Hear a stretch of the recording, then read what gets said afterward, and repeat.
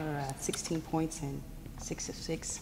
Perfect game, 6 for 6. Yeah. 4 for 4 from three-point range. You know, we haven't gotten Sam a lot of shots. She hasn't taken a lot of shots in the last couple of games. I believe Rice, she took 4 shots. And, you know, that's a player, shooter that's got to touch the ball more, and we talked a little bit about that, consciously running plays for her and getting her the ball. A couple of times, though, today we got the ball to Sam in transition. Sam's really good, if you notice, running the floor, crossing underneath and setting up and getting her shot, getting her three-point shot. But for her sake, it's been a while since she's really hit some shots. She hasn't been on fire, so it was good to see her have a good game. I think she needed that. You know, we play Tulsa next. That's a game where she hit, God, how many threes she hit in that game? 6, 7?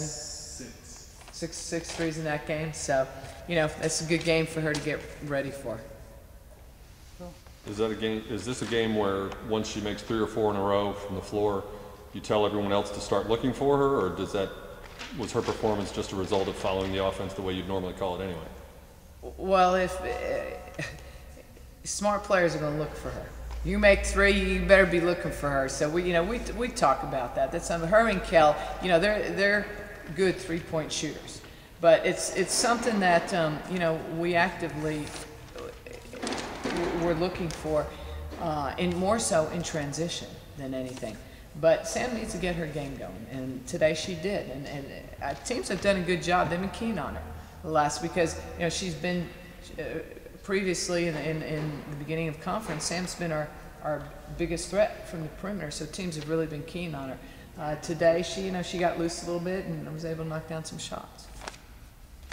What were you looking for at Marshall, or with Marshall, since they beat Southern Miss at home and you guys lost? You know, this is a very unpredictable conference. It's just, there's really no telling. I mean, Marshall had a really good win against Southern Miss at Southern Miss. It's something we didn't do. In fact, we really played very poorly at Southern Miss. So, you know, you don't know who's going to come in, hit shots against you. You don't know who's going to, you know, just come in and be on their A game. I thought we did a good job on Tainiki Crook, their post player, who's averaging about 17 points a game. We made her earn every bucket, or it made her earn every free throw. Second half, we fouled her a little bit more. But, you know, Marshall, we knew they were going to go into their post player. And our game plan was to double her every time she touched the basketball, or make her give it up, make somebody else shoot, and make them shoot it from the outside. Now, those last couple minutes, they drained a couple threes, but sometimes that's what happens when you have a 20-point lead. You know, sometimes it's easier to drain a 3 when you're down 20. Crook also got into foul trouble early. Was that by design? Were you having players go at her intentionally, trying to bait her into fouls early on? Well, I think Chris, you know, I felt like Chris today in practice and yesterday in practice, she knew she was going to be guarding her. We've talked a lot about this player. She seemed, you know, Chris seemed to really want to take it to her. Chris's game in practice was different. She's been getting the ball and really making, you know, like you saw some baseline moves today, some quick. She's got a really quick first step. You know, sometimes Chris struggles gathering the basketball because she wants to make her move before the ball. But I think Chris had it in her mind that she was going to take it to her. And you know, we talked about any time they put her in, she had 2 fouls the first half, they put her back in, and we said, hey, if you got an opportunity, take it to her. Mal made a really smart play in the backcourt and kind of made her come over her back. Now, Mal just does things as a freshman that's just really smart that a lot of freshmen don't do, and that you know, that was one of them. Your team went, I think, 8 or 9 minutes at the beginning of the game without a single foul. Was that a change in defensive philosophy? Were you telling them to back off a little bit? Were the referees just swallowing the whistle? How'd you go that long without getting a foul called? That's a miracle. That's an amazing stat for us. I'm going to tell you, we had a goal.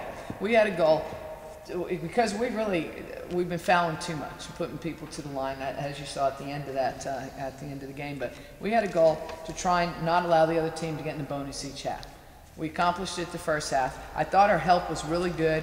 I thought we rotated pretty good. And, you know, second half, we went zone a little bit, try and work on our zone. And, you know, some of our players just didn't come up with rebounds. And what happens when you give up offensive rebounds? That's when you get your fouls. And that's what happened in that last 5 minutes of the game. By getting up 18, 20 points in the second half, you were able to arrest a lot of your starters, go deeper into your bench than you have in some games.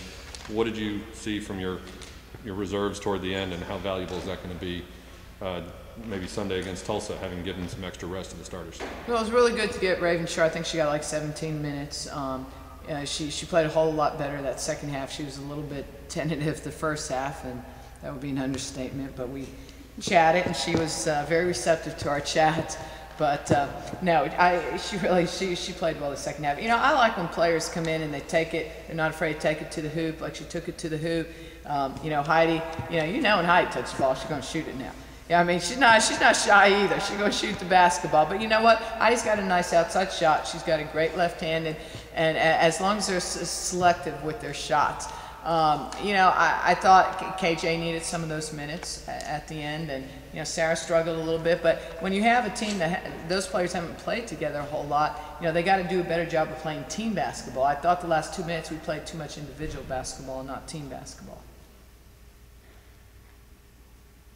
Any more questions?